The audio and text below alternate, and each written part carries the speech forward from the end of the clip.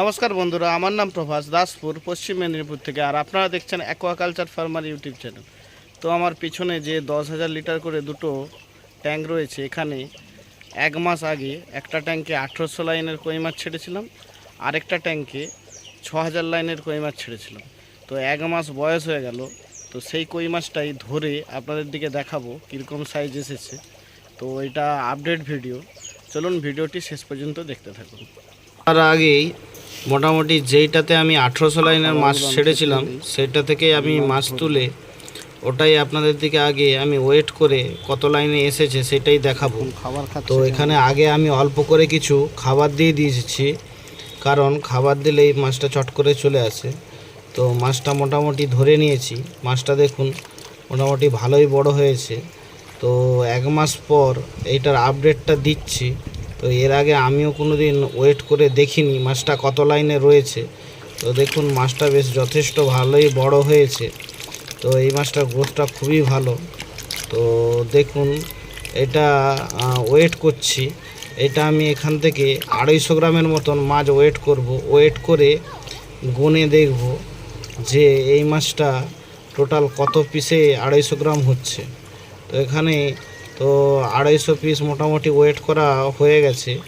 তো 250 piece wait করে আমি গুনে গুনে আস্তে আস্তে জলে ছেড়ে দেব। তো 250 পিসে 250 গ্রামে মোটামুটি আমি এখানে গুনে যেটা দেখলাম 250 গ্রামে মাছটা দাঁড়াচ্ছে টোটাল 40টায় 250 গ্রাম হচ্ছে। তো 40টায় 250 গ্রাম হলে 500 গ্রামে তাহলে 80টা মাছ হবে এবং 1 কিলোতে 160টা মাছ হবে। তো মোটামুটি এটা 1800 লাইনের 1 মাস আগে মাছটা ছেড়ে এখন এইটা 160 লাইনে মাছটা চলে এসেছে। তো মাছটার গ্রোথটা কেমন লাগলো তো অবশ্যই জানাবেন কমেন্ট করে। আর এরপরে আমি ছোট মাছটা ধরতেছি। তো দেখুন ছোট মাছটা ধরে নিয়েছি। এই মাছটা যখন ছাড়া হয়েছিল তখন এই মাছটা 6000টায় 1 কেজি ছিল। তো আমি এখান থেকে 100 গ্রাম মাছ ওয়েট করব। ওয়েট করে 100 গ্রামে কটা মাছ হচ্ছে দেখব। দেখলেই বোঝা যাবে এটা কত লাইনে মাছটা রয়েছে। তো মোটামুটি আস্তে আস্তে এটা 100 গ্রাম ওয়েট করে নিচ্ছি।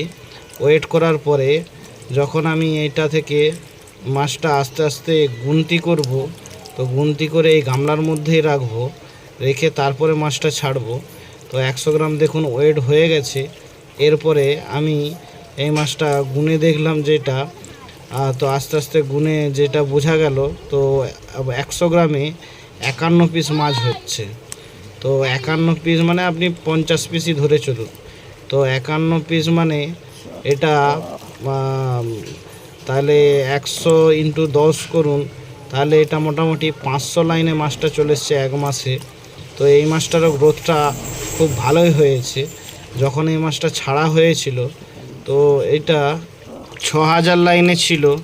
তো 1 মাসের মধ্যে এটা 500 লাইনে এসেছে। মাছটার গ্রোথটা আমার হিসাবে খুবই ভালো হয়েছে। তো আপনারা বলুন আপনাদের কেমন লেগেছে গ্রোথটা। আর এইরকম গ্রোথ আপনাদের ট্যাঙ্কেও হতে পারে। তো আপনারা একটু ফিড ম্যানেজমেন্টটা ভালোভাবে করবেন।